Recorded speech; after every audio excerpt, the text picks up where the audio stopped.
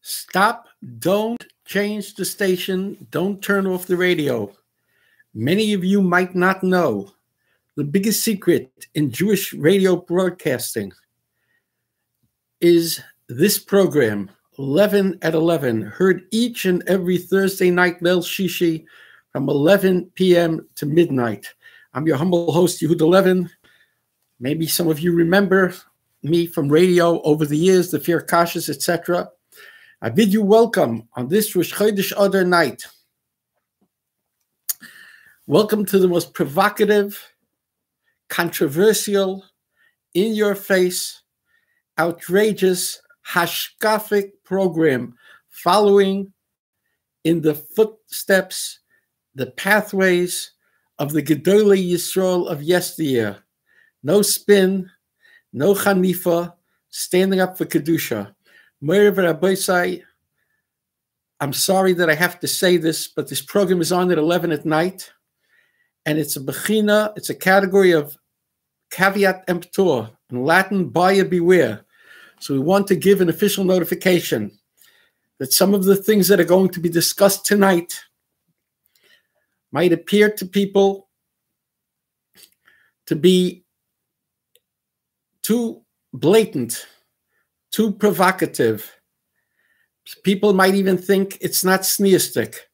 And therefore, I'm asking you in advance, if you have children or younger people, or you yourselves feel that you don't want to possibly be offended, turn off the radio program this evening.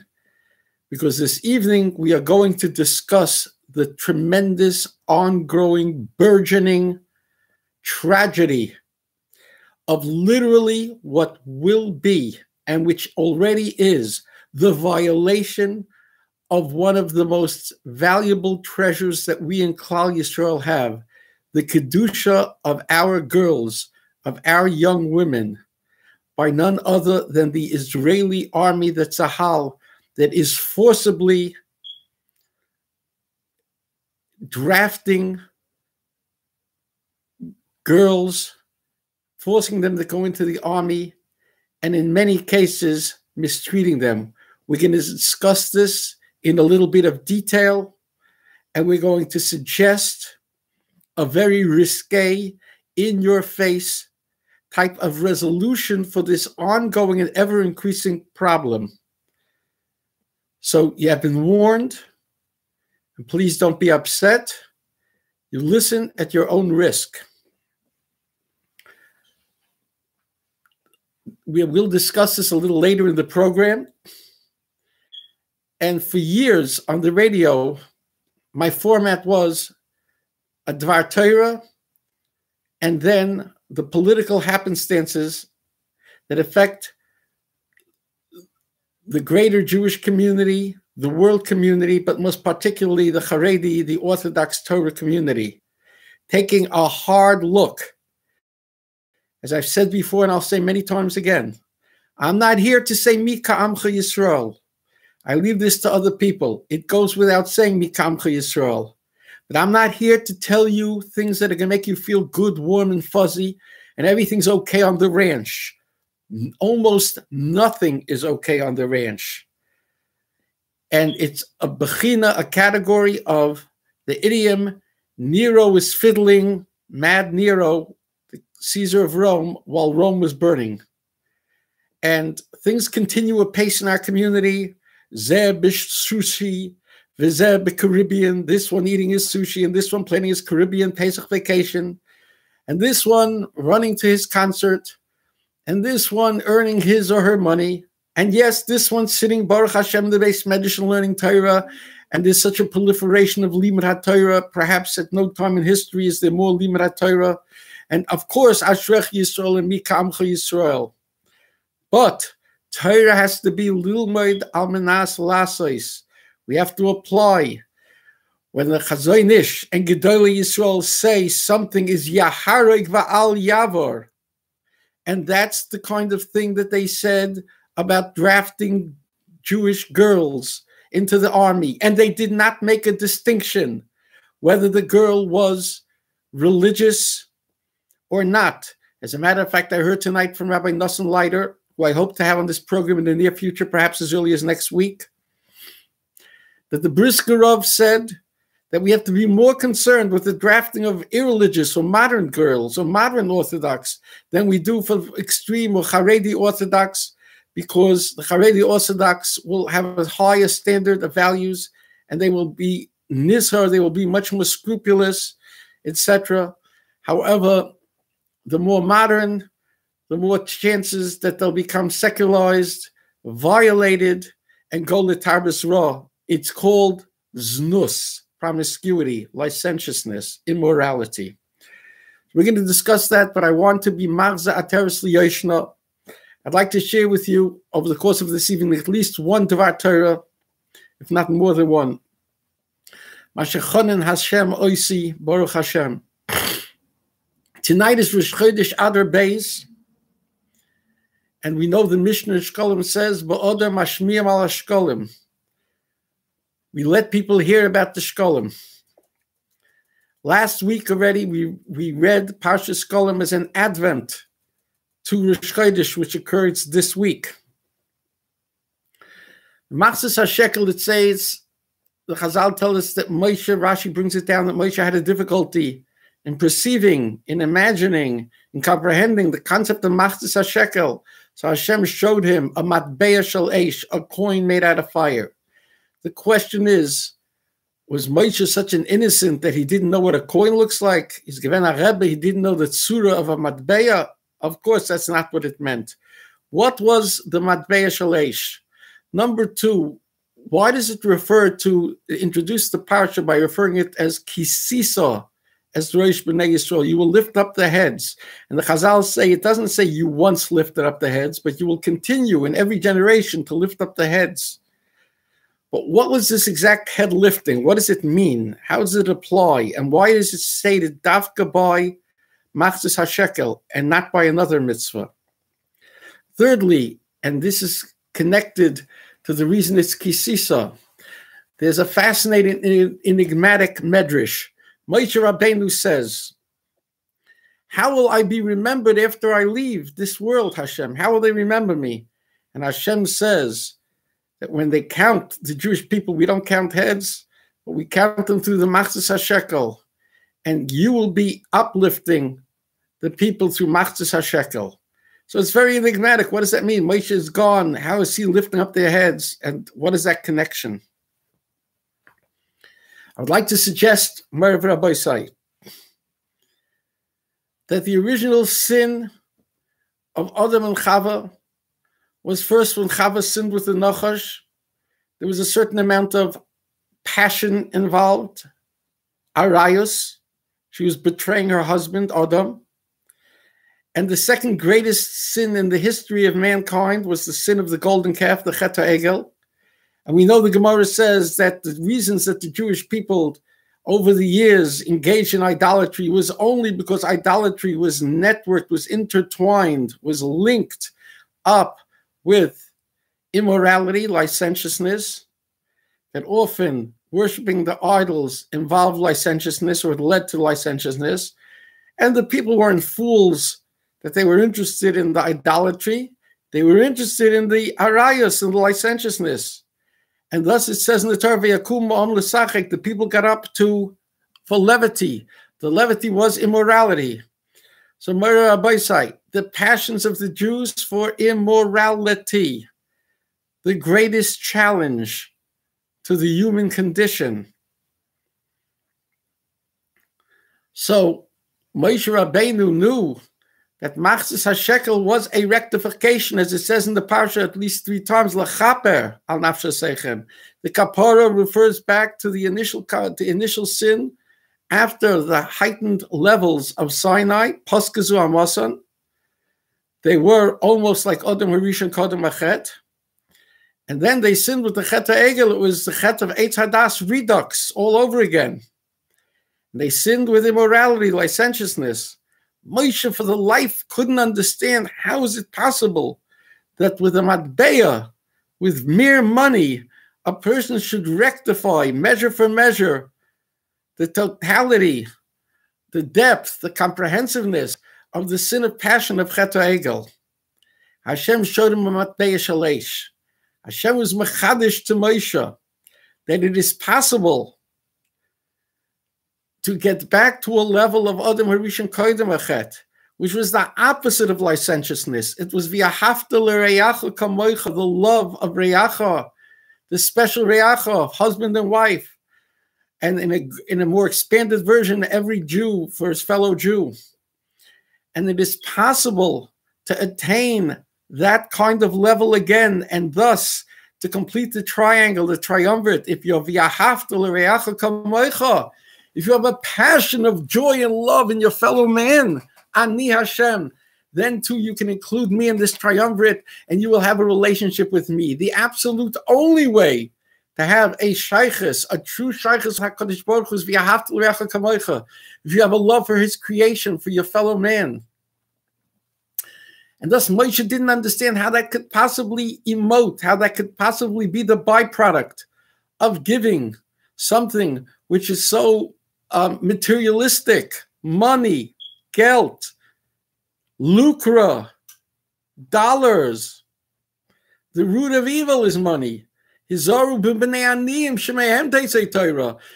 Torah comes, Torah emotes, evinced by those who are impoverished. So Moshe didn't understand how can money counteract and obliterate, obviate the tremendous sin of the Chet of the Egel.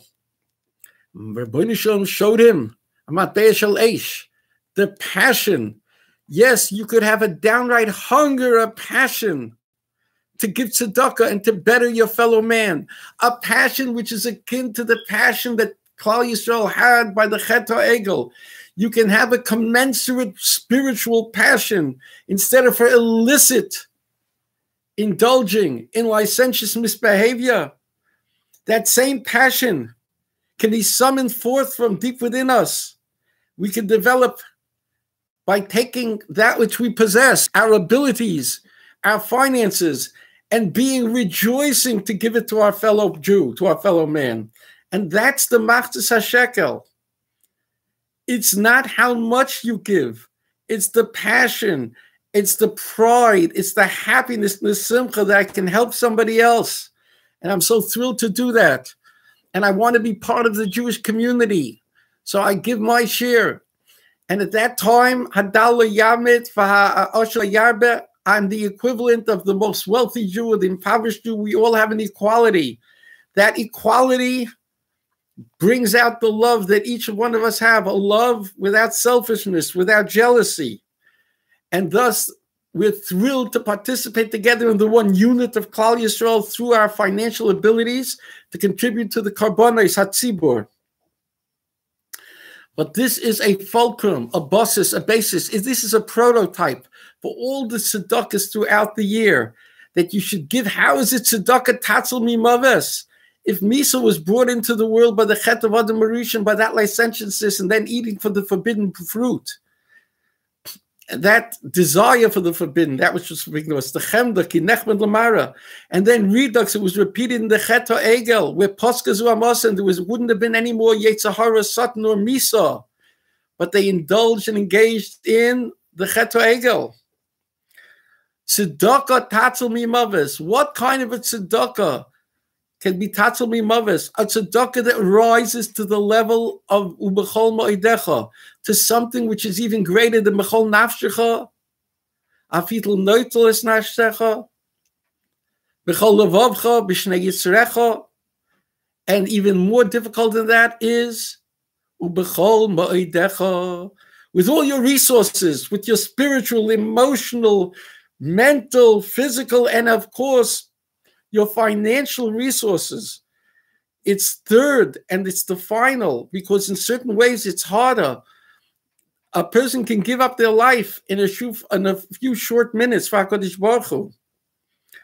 But to constantly live and to the hardest exercise in the world, to reach your hand into the pocket and to give and give and give, not to get burnt out from giving, not to get tired from giving, to be proud, to be happy, to rejoice, that you should almost have a joy similar to somebody who's engaging in intimacy with his beloved or her beloved, to give tzedakah like that with eish, with the passion. That is the mirror opposite of the Chet HaEgel. And that's the concept. So this is the fulcrum, this is the basis, this is the prototype, this is the archetype of tzedakah.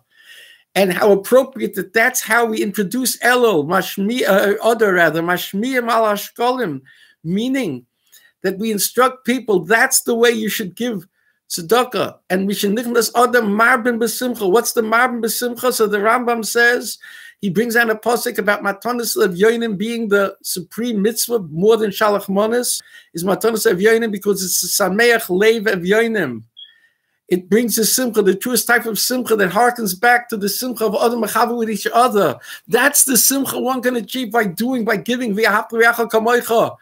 for your fellow man, for the impoverished, for your needy brethren. You could rise to the level of giving it, not just giving it to be yaitza, but not only with all your finances, but everything in your heart, everything about it, something you're thrilled to give. And Rabbi say that's what Purim is all about. Purim is all about Klal Yisrael gives and they give and they give and they give more and they write. And you know what they do at Sudas Purim? It's 30 days before Pesach. What's the first halacha of Hilchas Pesach? They sit by the Purim Suda. They take out the Mishnah Berurah L'Orach Chaim and they read the first halacha of Hilchas Pesach. Mois chitin. You just were tapped out on Purim. You gave b'chol maidecha with your whole heart. And then you give again b'chol maidecha. Migit weiter. And that's a tikkun of the Chet HaEgel. That's a tikkun of the passion of licentiousness. This is Yud 11. You'll forgive me, I took up approximately a quarter of our time together. I did retire. But I think it's Kedai. And I think that that's the Simcha. We start Rosh Chodesh with the concept of Shkolim. And we start to train our muscle to give and to give and to give. That's the greatest Simcha. Marben b'Simcha. Whatever Rabbi say. We're going to get to Lakewood. The scandals of Lakewood. I want to correct. Last week I said that Simcha Eichenstein, the assemblyman, voted for a bill that was actually a Senate bill. I call it the homeless youth propaganda bill. That any agency that deals with homeless youth has to be propagandized, and all of their people have to be taught how to show super sensitivity, super recognition for everything having to do with transgenderism, mishkav zocher, etc., etc. Tremendous thing, which will be very hard for various agencies. I don't know if there were Jewish agencies that deal with this. But nevertheless, Catholic agencies, Salvation Army, religious agencies who could deal with these kinds of things will be knocked out, or they're going to have to compromise on their essential religious values, Rabbi say. How in the world could Simcha Felder vote for this? And I apologize that although Simcha Eichenstein voted for 4 or 5 disgusting bills, a bezoyen, a younger man with a bekesha and payas, it would be even if the younger man had an afro and a kippah srugat would be a bezoyen for any Jew, for any moral person. But kal b'choyma. So we're warning Simcha now. If it didn't come up for a vote yet in the assembly, it's going to come up. Let's see if you should do the right thing. And I apologize for attributing this to you. There's enough votes that you voted for that I don't have to make a mistake and attribute this to you. So we'll see what you do, and as I promised, we'll report it. But I'll tell you what Eichenstein did vote for. As I mentioned last week, he voted for a bill that expands the terminologies and the strictures of anti-discrimination, and it applies to certain schools. And if you read it, you understand a lot of that is going to mean you can't discriminate against people based on what? Their religion, their race, their gender, and of course, their sexual orientation. Now, Simcha's going to say there's so much good. What could you do? I had to do it because I'm doing it because you shouldn't be able to discriminate against women and against Jews, etc., etc.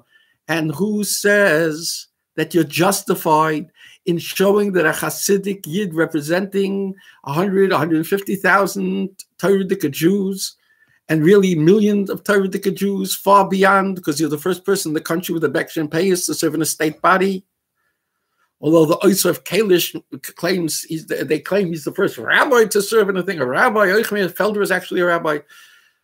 But Rabbi say, how does Eichenstein vote for such a thing? He's guilty as sin. It is a sin, and he's represented us. And every time Simcha Eichenstein votes for schmutz, okay, and he justifies it. Who's his father confessor? Who lets him do it? If it's my friend Yerucham Silba, because I'm sure Eichelsing takes a certain amount of direction from Aguda, and our man in Albany is my good friend Yerucham Silba, who told my friend a few months ago in January, when he came over and told him about 801A and the threat to yeshivas to teach civics and all the schmutz that's involved based on upgrading of 801A in 2010 or 11. So Yerucham answered him, "What are you telling me? I'm not a legislator." He fobbed him off. He brushed him off like a piece of dandruff.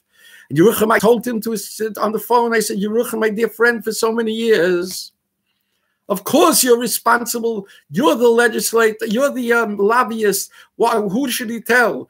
He should tell the Vant. He should tell the Oisra of Cuomo. Of course he should tell you. And you should be lobbying Simrowitz and your friend Helene Weinstein and your friend that Oiswarfika, Diane Savino, that Oiswarf. You should be telling her to vote. You should be lobbying her. And certainly you should be telling Ike, the Zidichoiva, Simcha Ike. You should be telling him." So now Yerucham, I'm telling you nicely, but I'm afraid you're going to have to give it in with Cheshbin if you didn't tell them, if you didn't say. What about Daniel, the Oisraf Rosenthal from Queens, that Menuvel, that 20-something Menuvel who votes for all the schmutz? And I'll say it again and again, week out and week in, because I'll cry out about the evil that these people are doing. They're bringing us down. I want to tell you a tremendous piece of ashkafa. You're going to shoot me. You're going to assassinate me. You're going to bared me. And I don't care. This girl, I forget her name, something like Aria Ansbach, Urit, whatever, who was violated and killed in the most horrific way. She was such a sweet girl. You read the stories about her, a superior person, from sweet. She was writing in a journal. She was making us bug this in a forest in Yerushalayim. And we read this week the details that have come out from the confession of that gefährliche Yishmaeli Roitseach, that it was Ma'anasa. First he stabbed her numerous times and he dragged her body. Then maybe he stabbed her some more and he killed her and he tried to violate, and he violated her physically. And it seems they know she fought back a little bit, never she passed away. First of all, we have to understand, there's no way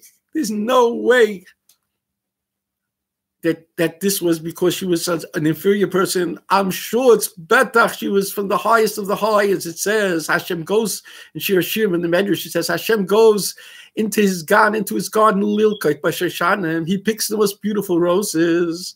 I'm sure she was a Malamid Schus on Klal Yisrael. Who knows how many people were cured from cancer? Who knows how many people didn't get sick? Who knows how many people weren't violated because of her tremendous carbon? That she definitely goes to the highest place, the highest of the high of the high. But I want to tell you something. That's not such a chiddush. I want to tell you a chiddush. Now I'm thinking, I can't prove it. You can call me names. I couldn't care less. Why is a girl violated like this? We've heard of many terrorist cases, but this is particularly brutal. Now in Tov Ayin Tes, in this Chodesh, such an act of violation that even the Yishmaelim don't do this. What's Pshat? We don't know. But it says in the Rambam that when something happens, an umglik, especially an umglik, an unfortunate incident, a horrific tragedy, that touches all of Klal Yisrael, our obligation is to say this wasn't coincidental. And there's something we have to try to a derivative. We have to obtain a derivative. We have to derive. We have to be introspective. We have to understand. We have to try to work it out mida kamida, mida keneged mida, measure for measure. What does it mean? Let's work our way backwards. If a Jewish girl could be violated like this and tortured like this, then there's something that's happening wrong with our women. What's happening wrong? Last Sunday, the Sunday before this Sunday, Sunday of Tisisa, they rounded up 70 girls, many of them religious, Dati Leumi, Mizrahi, Chardal, and Haredi, 30 of those girls, whatever happened, they weren't drafted yet. Maybe they got off, but 40 were drafted, were basically forcibly conscripted. Ve'ein kol, ve'ein oina. What is going to happen with these girls in the army? Let me tell you. Why did these Rishoyim want to put the girls in the army? And they have certain mixed units. They pay, I think, for a certain amount of abortions in the army. It's the opposite of Kedusha and Tahara. It's why the Gedolei Yisrael said Yaharig Val Yavor. And even the Israeli hilarious of the time of Ben Gurion, etc., even the apostates, they didn't have the guts, the nerves to violate this like they're doing now.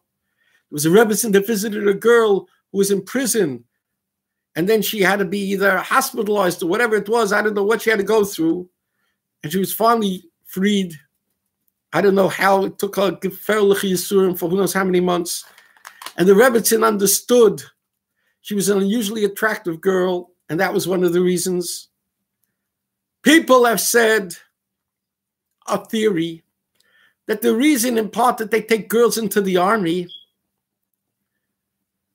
is that they should attract the younger men, that the younger men, even when there's so little value and the dream of Zionism and the idealism is going down the drain to a certain extent, and they have to be able to attract men to the army. So one of the ways to attract them is that there should be a plethora, there should be plenty of a choice of the girls. And I wanted to tell you, there's a special attraction to a frum, sneistic, a wonderful, sheltered, holy girl. And the lowlifes are attracted, and they chepa, and they do things, and they make kalya, the women. And this is why Gedolei Yisrael were even against Shevet Leumi. But even the Mizrahi, even the Chardali and the Dati Leumi, most of them don't want their women serving in the army. But there's a silence. The silence of Yated, the silence of Hamadia. I told you about Moshe Lachover. Oh, it's a bitter laching. The laching is over. No, Moshe. He was a representative of Degel in the Tanya, and now he's with one of the biggest Kirv organizations, the number 2 and number 3 men. I don't know if it's Lev Lachem or Yad Lachem or whatever it is. I don't know. But oh, it's a bitter gelechta. He spoke to the father of Rinat Bas Chedva, the current woman who was let out of jail after 30 days, many of them in isolation. She was let out temporarily for medical health reasons, but it's hovering over whether they're going to force her to go back to the army. She was gechepet by an officer and by others. Who knows the extent of the cheperai? And she b'shum doesn't want to go back. And this lachover, this joke was spoken to. And he advised the father, send her back to the army and go through the protocols and procedures and try to get her out. But the Rishoyim, yes, the Rishoyim of the Israeli army and the Israeli government, what they want to do is, the more Haredi women we get, until we turn the other way, until we become used to it, every girl, and it doesn't matter, we're going to measure her tzitzis, her payus, like the Brisker Rav said. It's even worse if it's a non-frum girl or a modern Orthodox girl who went to co-ed schools. So they want to do two things. They want to destroy our bulwark of Kedusha. They want to destroy our young men. They want the Orthodox men, so they'll get the Orthodox girls, and they'll get other men, and they'll attract other men to the army. So I think there's a way of dealing with this. I want to make a series of 3 videos, because there's no money, nobody cares. Where's Rabbi Rabbi Frankfurter from Ami, writes on every stupidity. Where is Benjamin, a rose is a rose is a rose? When is it not a rose? When he kisses up to Kalish, and Kalish goes within a day of this magazine, Mishpacha, and the kiss-up article appearing, Kalish, the 16 years lobbyist for Agudath Israel goes, and he attends, the day before the Mishpacha magazine comes out, he attends Roe versus Wade's Planned Parenthood celebration, and he says to the Chicago Sun-Times, I'm for Roe versus Wade, it's the law of the land. And he says to Politico, I'm for gay marriage, and I'm for defending and protecting Roe.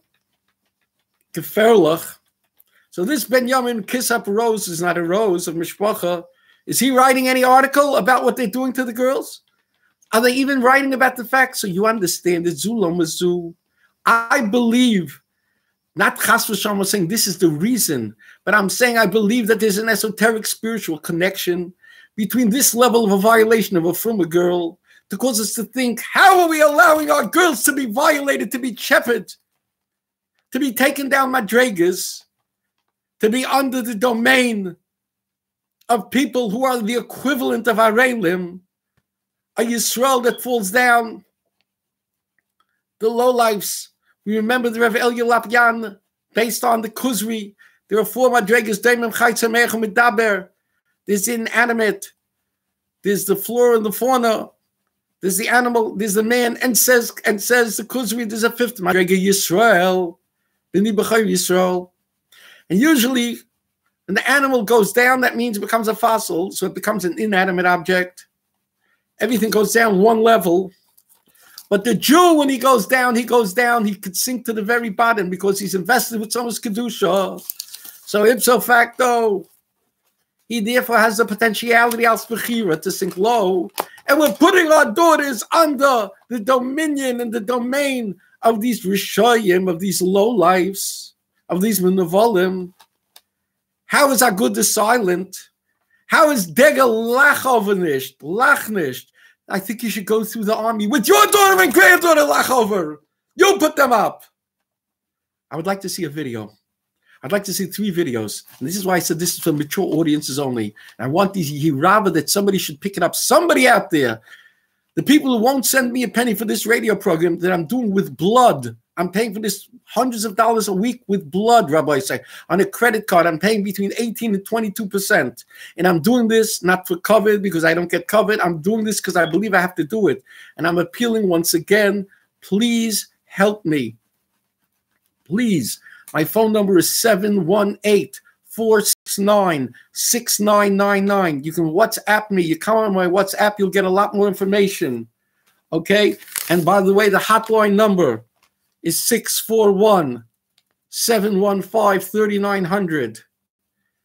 And 641-715-3900. And the code is 247656. 247656. You can tell this to people in Lakewood. We're going to be discussing Lakewood in this program. Tell the people in Eretz Yisrael, tell the people in Chicago, in Baltimore, in Tails, Cleveland, anywhere, that they should listen and get the hashkafa.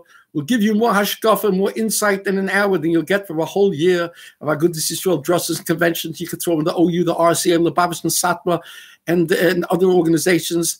And I'll still tell you, get more hashkafa, more insight here.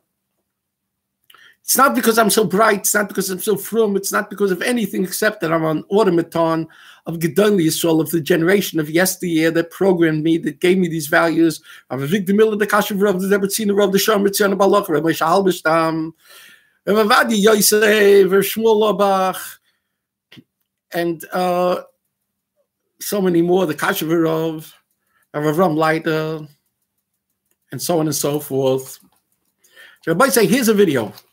A guy comes into Tzahal, and he looks like a real bum with long hair and ripped jeans, a sullen face, and a cigarette dangling from his mouth. And they tell him, excuse me, I made a bracha before the program started, L'chaim.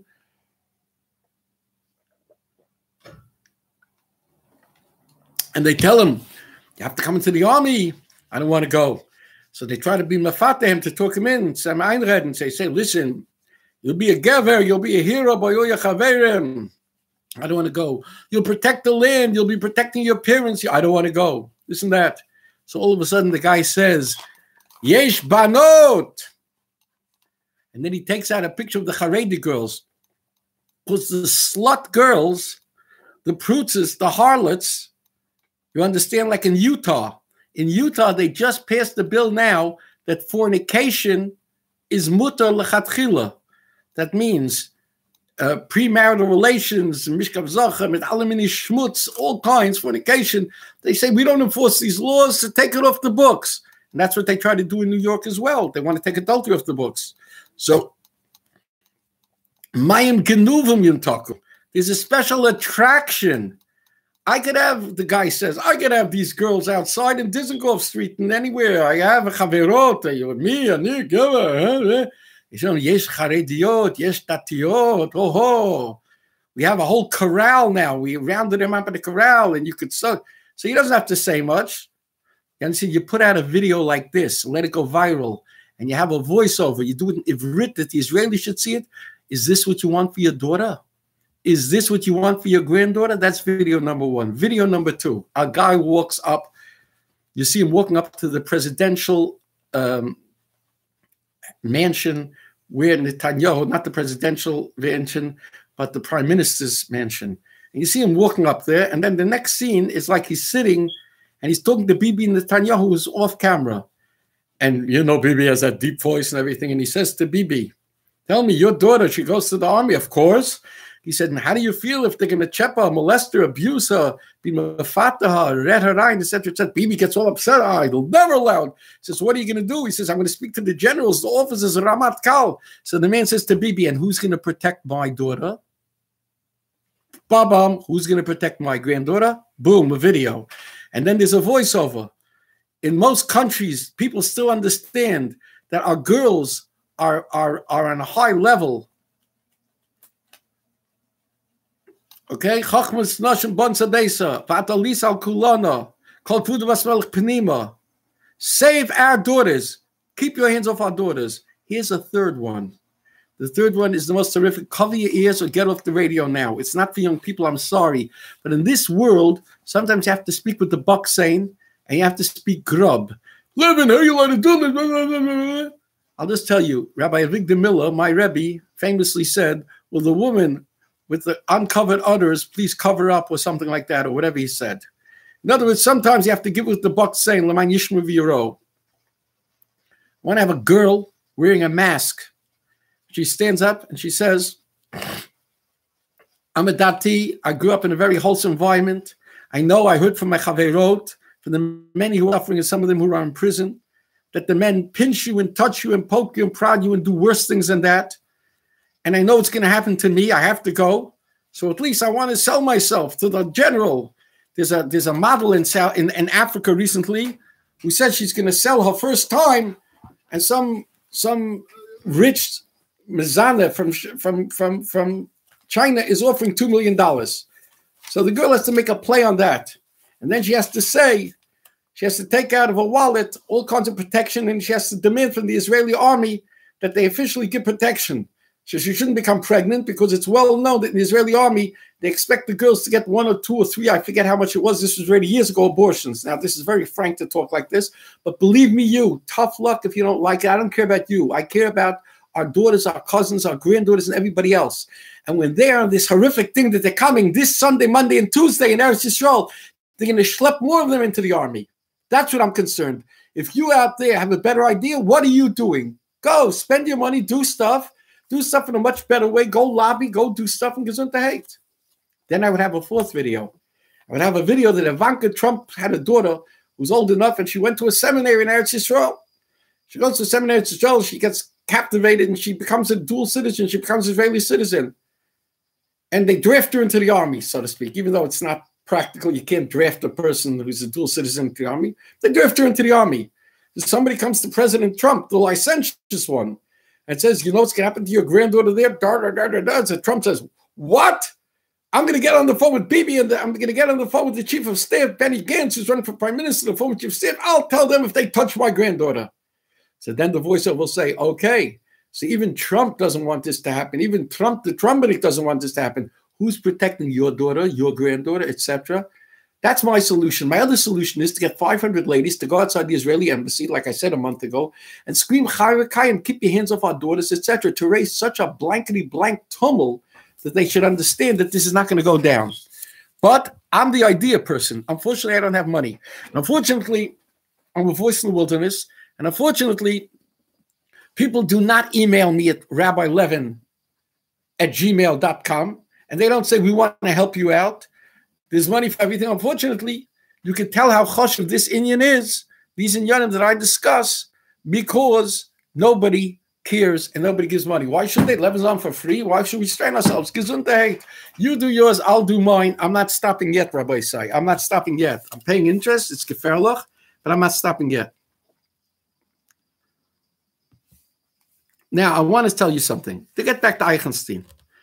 If Eichenstein tells you, listen, when it says in all these bills, it always says sexual orientation. See, what do you want me to do? Vote against these bills? Yes, the answer is yes to vote against, to make a Kiddush Hashem. Because the less we care about licentiousness and immorality, the more the trickle-down effect is felt to our children, to the molestations, as they say in Williamsburg, to the child abuse, to the novella, to the gezeres of Metzitza Bepeh, to all these kinds of things. It's all interconnected. It's all networked. So yes, Eichenstein, if you can't, if you don't have the spiritual testosterone, the gavrakite, to stand up proudly as a Jew with the Bekasha, like I'm sure your Zidichayvik grandparents would have done, then at least be absent, abstain. You have a safe seat. No, you got to ingratiate yourself. Who's telling you? The big rocket scientist who's telling you there? Rabbi David Zweibel is your paisik. Yerucham Silber, Leon Goldenberg, Chatzkel Bennett. Who? Who is the gadol who understands the cause and effect of this schmutz that you're voting for, Eichenstein? I'm screaming. So I'm not going to be included in Chas v'Shalom any gezerah that comes because you're a shliach tzibur mid the Chazak oidi, because we were taciturn. It's as if we're confessing. So let me just tell you a theory. If there was a bill that preserved Jewish employment, that they can't fire them for being Shomer Shabbos, but there was one part of the bill said you have to eat chaza. You have to eat chaza. You would vote for it? Honor can in recognizing the categorization of transgendered with sexual orientation, with all the schmutz. That's why machine in chaza. What? Some dying in Borough Park is going to sit, so he has a title dying automatically. He knows everything. He knows everything. He knows kachim backwards and forwards. Yeah. We don't have today too many gedolim who are specialists, and even the ones who know, they have to learn this sugya. Rav Avigdor Miller learned this sugya. He learned it.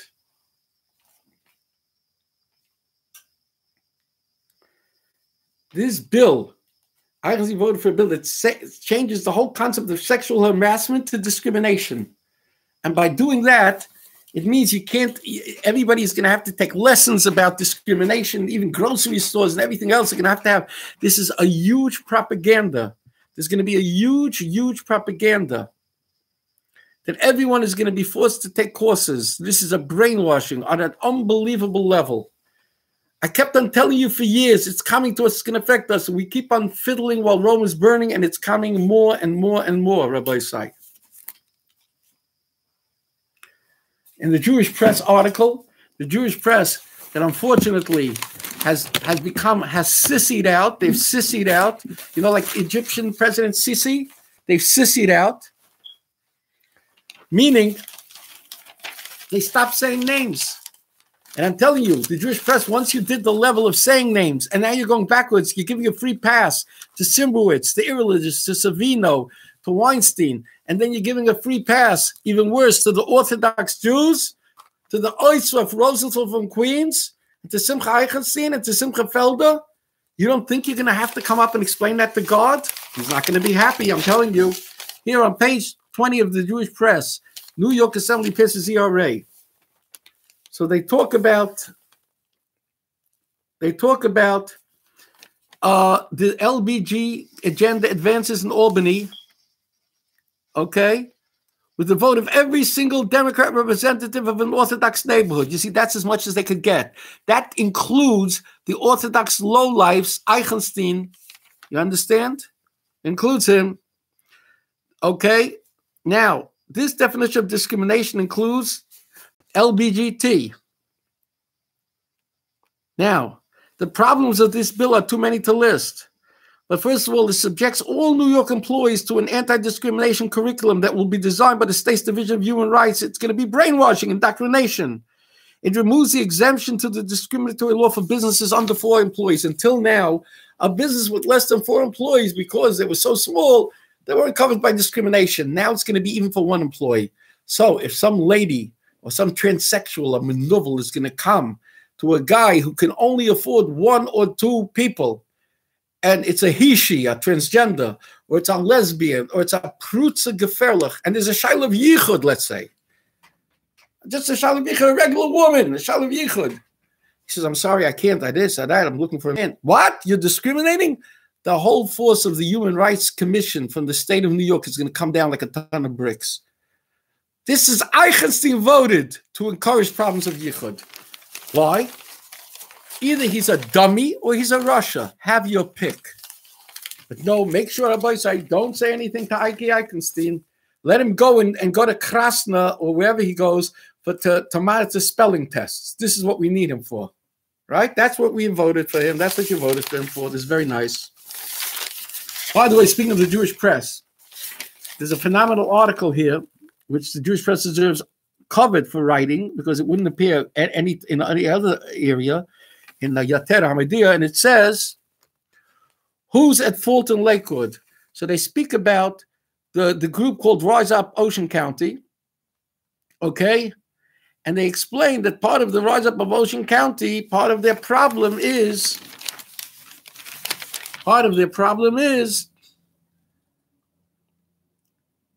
that that they see that the committee people, etc., have been in positions for a very long time, and they're virtually assured re-election by the VAD on the Orthodox voting block, and everybody thinks that they're doing this, they're so hiring the committeemen, now we have to give them a Chazeai, but really, the other people are wondering why Lakewood's leaders are acting as they are. The likely explanation is money and self-interest. Without getting into it too much, some of Lakewood's committeemen are connected to the local development and real estate industry. The fact is well known. Less well known is that they benefit financially, fiscally, from various other connections they have. These conflicts of interest are no doubt blinding and corrupting them. It's quite possible that these committeemen are decent people deep down, but over the years they have strayed off the course. What might well have stand out as altruism and a genuine desire to serve, it began that way. Now it's Geld. Okay, so they're explaining what causes this anti-Semitism. And I want to tell you something else. The VAD, one of the VAD people, I'm not going to mention his name this week, but I'm plotting to mention it next week. One of the VAD people was contacted and asked, what are you going to do about the fact that the Blue Claws Stadium is having the gay pride thing? They say, listen, it's a Yotzes Charabev Seder. If we make a publicity out of it, our kids are going to know, etc., etc. And Bechlal, there's such a pro-gayachs in the world today that we're going to lose more by speaking. You hear, this is the VAD. This is a Chamarezel, a jackass from the VAD, the holy VAD of Lakewood. That since people are not holding by understanding the Noachites, what's wrong with gayachs and transgender and everything else, so we're not, it's going to be counterproductive if a Yid stands up. The Mishkevei Zacha don't say that the people are going to look askance when we push same-gender bathrooms, with transgender bathrooms, with showers and everything else. They don't care. But this tzaddik, this rabbi from the VAD, he cares. So you want to know something? This is another reason that we're having problems. He's saying the Ocean County is because of this. I'm going to tell you deeper than this gentleman, Avram Sharabi, who's a Gewaldige Asken. He says a reason, Gelt and this, and they're overcrowding the Lakewood and every environs and everything else, etc., etc. They're building developments that people are plotting. Right? That's not deep enough. I'll tell you deeper. It says, HaKol Kol Yaakov HaYadayim Yedei Esav, Yitzchak said. So the Chazal famously say, when is the Yadayim Yedei Esav? When it's not the Kol Kol Yaakov. When the Yidden are learning Torah properly, so then the Esavniks can't get to them. So here's the Chiddush of Yehuda HaLevi, Ani HaKotin Shevet Beis Levi. Kol Kol Yaakov doesn't mean Dafka, the Kol of Torah. Like it says, Ba'odam Mashmiim, we let it be heard the voice, Al Shkolim. All mitzvahs and all Maisim Tovim, that's also part of the Kol Yaakov. Because when you do a mitzvah, when you do something, you're supposed to do it with Kol, with a bracha, B'dibur, Kol, Maisa, Machshava. Dibur, Maisa, Machshava. So Kol Yaakov is all kinds of things. So maybe they're coming out so much against us and they're complaining about Iske Mishpacha. They have such large families and they're showing our children everything else because we're not protecting our families, not children. Because when a Chamarezel from the VAD of Lakewood could say that we can't make a thing, why can't you make a thing? You can make a protest. You don't have to say gayachs and this. You can say not sneistica things are happening, and we're opposed to it. And you can ask for adults, and at least you could speak up in the shuls about it in a roundabout way. Where there's a will, there's a way. But if you don't want to do anything, and you say such a stupid hashkafa, that's why we're having problems. That's why trace it back, because there's no kol Yaakovs and medlis yadayim yadei Esav. And tell me something. He writes the Chamer writes in his letter, in his email, right? He writes, listen, all people are not interested in the blue claws and no, nobody's interested in the blue claws in the baseball. Red's a kind of crank. But let's say that's true. And tell me, Chamer, nobody's interested in going to the library in Lakewood, in the youth, the whole month of June when they have the youth, and they have the celebrations of the gayats and the trans stuff, and the kids have to go there for assignments and everything else, and people do go there. So what's your excuse for that? I'm telling you. So Hashem makes, it's not a kol Yaakov, is Yadam Yadei Esav. Is a kol Yaakov that's lacking in Lakewood, is it Torah? Or is it the Gashmias and the garbage, and they're not wanting to be bothered? There's another beautiful thing in the Jewish press. I just can't help saying it is I can honor myself by saying he's a friend of mine. He's an elderly gentleman. He's a Rav Agudas Aachen for many years. And his name is Rabbi Aaron Ziegler. And he writes on page 59, his Torah thoughts, halachic positions of Rabbi Soloveitchik, J.B. Soloveitchik, Rabbi Yosef Ben Soloveitchik. And he writes, tzedakah is not charity, but he quotes a beautiful thing that Rabbi Soloveitchik quotes the Orach Chaim. The Orach Chaim says, if the world was perfect, nobody would be a borrower. Everybody would have exactly what he needs. By the way, that's machzas hashekel. Hadal lo yamit v'ha osher lo yarbe. That is a nirvana, a utopian type situation. The machzas hashekel for the kabbanis, all yids are equal. It's beyond chet. It's when there was no poor and there was no rich. And that's what Purim is all about. That's what I'm saying. Purim is all about a day of no poorness, no richness. Everybody has enough. That's why we give them Shlach Manis, Matanas, Yonim, and Suda. Everybody should be equal for that day because it's a pre-chet day. Because Haman min ha-terminayin, Hamin ha-eitz hadas, Hamin ha-eitz, he can access the chet of eitz hadas. Mordechai Yada, Mordechai was above that. Chayav Adam lebesume ad deloyad, until he gets to Madrega, he's before the chet. Before the chet, there was no poor and there was no rich. But that's what I'm saying, parenthetically. But he quotes the Orach Chaim HaKadosh that says as follows. The Torah says, if you lend money to my nation, that is, if you are blessed with an excess of funds as a result of the unfair nature of this world, you must be aware that these funds actually belong to the poor people who are with you. In effect, Hashem has given you the funds meant for the poor in trust to everyone else. Thus, it is incumbent on those who have to lend money, not as creditors with an interest or a collateral, but as people returning to an individual that what is actually his. Okay? This is a beautiful, beautiful thought.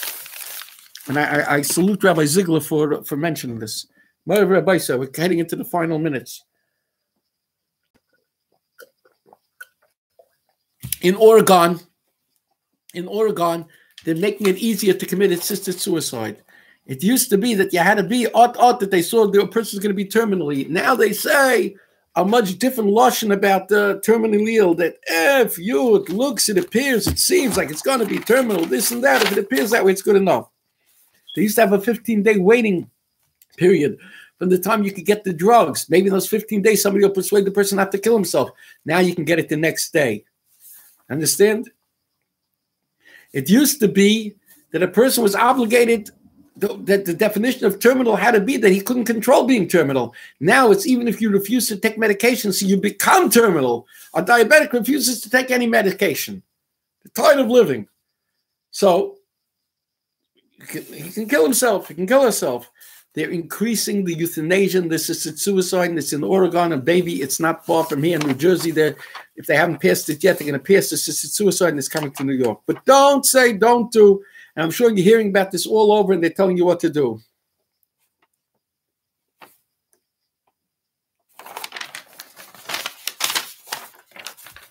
Let's see. They started a new thing that's the equivalent of the Men's Nachal Haredi, the Israeli army. They call it Bas Chayil. I told you about this already. I told you what the Briskerov said, that we have to fight. Don't say, there's an undercurrent here that the reason Porish is not doing it, the reason Lachov and the reason Degel is not doing it, the reason you don't see about it yet and everything else is, there is an attitude in Eretz Yisrael that's an attitude of Charedim all over the world. Inzere. I'll be Inzere Zenen safe. Oh, the Andres is in Svardim, is in Moderna. It's not what you want. The girl went to a co-ed school on the kibbutz, and not on the kibbutz, in the settlement, where she's modern. Her skirt is above the knee. Okay, so she can become a Zayn of a Halal in the army. We don't have to care. There's no more Arvis anymore. This is the Chamoreselkeit, the jackassery of the Charedim, not to feel achicha imoch, okay, not to feel that achrayas. So why should bells go be makar v'chaykim? Why should labas be makar v'chaykim if they're not inzera? Okay, this is a gefährliche avla, this inzera business.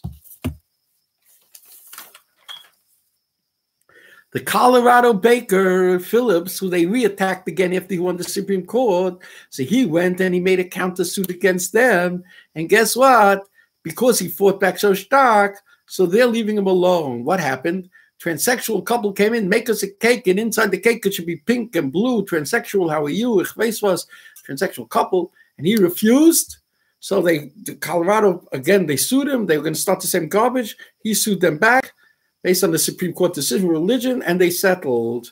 It's a lesson to us. We can learn a lesson. Chachma b'goyim timing. Kamala Harris, who's running, one of the front runners running for president, the Oisvarf, she was mamash Zayn of Chalala herself. She embarrassed her Indian parents so much that they criticized her because she spoke about the fact that she toked and she smoked marijuana, because that's the thing to say now. At the time of Clinton, it was, I did, but I never inhaled. You understand? If you believe that, I could sell you a Brooklyn Bridge. Now, it's a mitzvah. Camila, I was saying, I was listening to this rock and roll and I was smoking away. That rock and roll band didn't come until 2 years later, so you're a shakran and a liar. But the father was outraged and he says, you're embarrassing our whole people by saying that we don't smoke marijuana. But is she only embarrassing us? Avia Himachalelis, says Kamala Harris. How did she get to where she was? The powerful speaker of the California Assembly, who then became the mayor for several terms of San Francisco, who was twice her age. He was 16. He took her on as a mistress. She mistressed her way into her initial political election as an attorney general. You understand? Now she doesn't want to have anything to do with him. Now she gets all insulted. But she's a Zayn of a Chalala, this Harris. Let's see how many Yidden are going to go and support these Democrats. Let's see. Now, but why am I telling you this? I'm telling you this because she's now saying that part of her platform is to legalize across the nation prostitution. Rabbi Say, when the Gedolei Yisrael hauled me in back in the 1980s, when I said on my radio program that you have to teach your kids how to be careful not to be touched inappropriately because there's tens of abusers in the world of chinuch, which there is, and there was. So they called me in. And at the end of that conversation, I told them, there's going to come a day where they're going to legalize prostitution. And when you come off the 18th Avenue subway, 18th and McDonald, when you come off the F train, the halalis and the zonis will be waiting there. Don't blame that on Yehuda Levin also. It's coming closer and closer. It's coming closer and closer. Now, do you realize there's tremendous anti-Semitism in New York City? It's Gavaldik, upstate New York and Pine Bush or whatever it is. There's I forget what it is. There's a tremendous amount. It's in the news. Tremendous amount of anti-Semitism, swastikas, and all kinds of Ku Klux Klan, Chazeai, and it's unbelievable. It's growing all over. And now we see in the Congress that they refused to pass a resolution of condemning anti-Semitism. They're leaning over backward to the Arabs, and the Black Caucus made a circle around her, and they marched her after the Arabic woman met. They marched her out and pushed away all the things. You understand? We're seeing the party of Roosevelt that all the Khanfanim voted for. Why is anti-Semitism? Because we're not acting like Semites. There's no Kol Yaakov. And who's responsible for this? Who's responsible for this? The Moderna are responsible. The ones who are responsible are the Toivitika Jews, the Agudis Yisrael, the Babish, and Satma, and Young Israel, etc., etc. This is Yehuda Levin urging you to join with me next week. Be a partner. Please, please donate money for the Divrei Torah and Hashkafa. It'll be a schus for you and your family and for the Kedusha. Get in touch with me at 718 718-469-6999, or send me an email at rabbilevin@gmail.com. Join my WhatsApp group, and you'll get a lot more information every day. 718-469-6999, and ask to be put on the WhatsApp. This is Yehuda Levin, and until next week, Shenichnas Odom Marm B'Simcha. The Simcha of standing up for Kol Kol Yaakov, the Simcha of Machzis HaShekel.